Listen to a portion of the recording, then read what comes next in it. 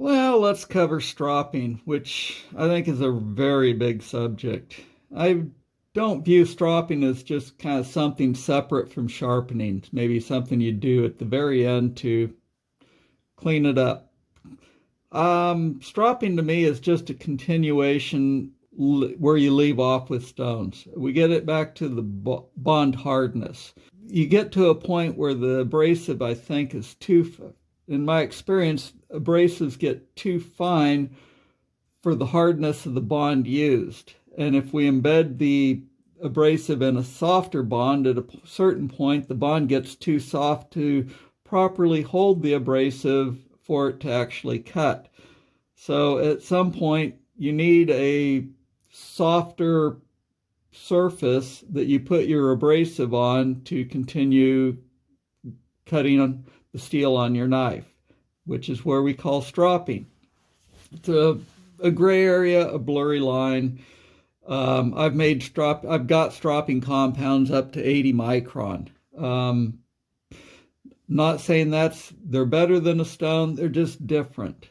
And, it just depends on the circumstance you find yourself in as to where you want to start stropping, what you want out of your knife. Here's I guess the selection of strops I have in leather, a couple of tape holders. Tapes are a different thing. This one is the 3M micropore tape with half micron aluminum oxide on it. And then all these are both diamond and aluminum oxide. Too much diamond on most of these. And then some bare strops over here, all leather. This is what I started out with. It certainly improves the edge, but leather has a lot of limitations. It's not exactly flat. It's too soft. It holds the abrasive well, but likewise, it will hold contaminations well. So you really can't clean it. So I've moved on from leather to what I call my polymer hard strop. I make these for Edge Pro in the Edge Pro format, and then I make them in a few sizes for myself. This is a hard polymer, hard resin that's in between the veg tanned cow leather and my matrix stones. It's non-porous. You can clean it between uses. The diamonds will embed themselves in the resin. It's not much of an issue, but I use two different strops. One strop for 5 micron and above, and then my finished strop is for below 5 micron diamond or other abrasives. They're easy to clean. They're a pain in the butt to make, and the resin's difficult not only to source but to use, which is what makes them kind of expensive. Sorry about that. I'm doing the best I can. But in my opinion, these are the highest quality strop. Now, if you just want to clean up your edge after sharpening for a working edge, most likely leather's hard to beat because it holds the abrasive and maybe a 5 micron. If you're going below 5 micron, the contamination becomes such an issue. That's where you want something different. In my opinion, the best there are right now. But, that's what I came up with after about 6-9 months of really trying to come up with the best strop. Which brings up the emulsions that go with stropping. Strops really need something to help them bite. You can get different leathers. My thoughts are just put the abrasive on the strop that you want. Quite often, I don't think diamond is the best. Most of my experience with using diamond on a strop is it creates a foil burr and the best scores go up when you're expecting them to go down. Diamond is really good at polishing the bevel, but it's not so good at cleaning the burrs off of the apex, those really fine burrs after your last stone. My favorite for that is a soft white aluminum oxide. It doesn't polish the bevel, but it does very well at removing the burrs, even on Maximate. So don't think that super steel's only diamond works and diamond works best, because even on Maximate, I've seen diamond create foil burrs where the best score goes up, which is not what we want. Now we get into, well, how much diamond do you want, or abrasive do you want in your stropping emulsion? You know, in all honesty, 1 gram per ounce is the maximum in my opinion. Anything more than that, and it's too concentrated. If you do get it concentrated, you should water it down, use it minimally. This is a 1 ounce bottle, and that's what 1 gram in it looks like. You're not getting cheated. That's the proper amount. I started out putting a lot more in it just because I'm going to give you a better value. That's a big mistake. With oil, well, that's 5 micron. The 1 micron's a little more fluffy. With oil, for these polymer strops, I can put quite a bit more diamond in them. This has 4 grams, 4x is 4 grams, 1x is 1 gram.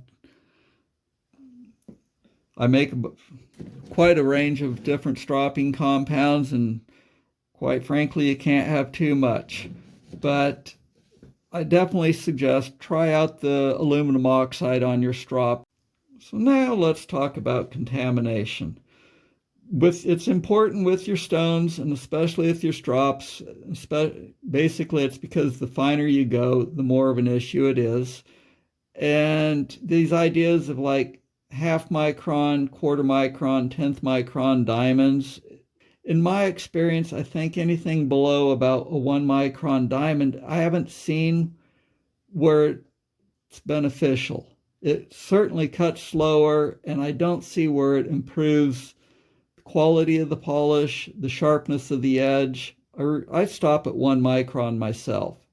I've tried them down to 1/10 micron, and I just don't see the benefit from it. And of course, as you get down to those finer grits, what you're using with the abrasive becomes an issue, because you need to remove the contamination, and leather is bad for that. It holds it. Now, to finish this off, I'm going to talk about the 2 tools I use the most and have done the most for improving my quality of sharpening. The BESS tester, you already know what that looks like and what that does.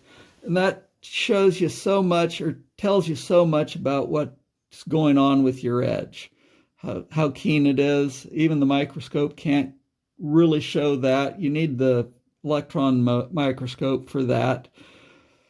This microscope I inherited. It's a biological microscope, probably made in the 50s. I think it's a Zeiss. But what really makes it work well for what I do is a USB camera eyepiece. This one's from Emulsions. I really liked it until Windows 11 came out, and it seems like they don't make drivers for Windows 11.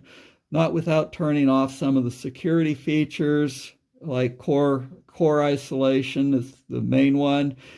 And then after I did that, I started having problems with some of my other things. My mouse, a 3D mouse I have. So I'm keeping my Windows 10 computer alive just for this microscope. I would suggest, if you want a microscope, eBay, or not eBay, probably Craigslist, maybe even eBay would be a good source for cheap microscopes. I don't know how much can go wrong with them. Something like this is a lot better than the cheap little microscopes you can get off of Amazon, the USB microscopes. One main issue with microscopes is the shallow field of view. This one, at the resolutions I use, is only about 2/1000ths of an inch. So in order to keep my knife bevel as perpendicular to the field of view, to get as much of it in focus as possible, I made these little tools. It's got a magnet in it, holds it at a set angle.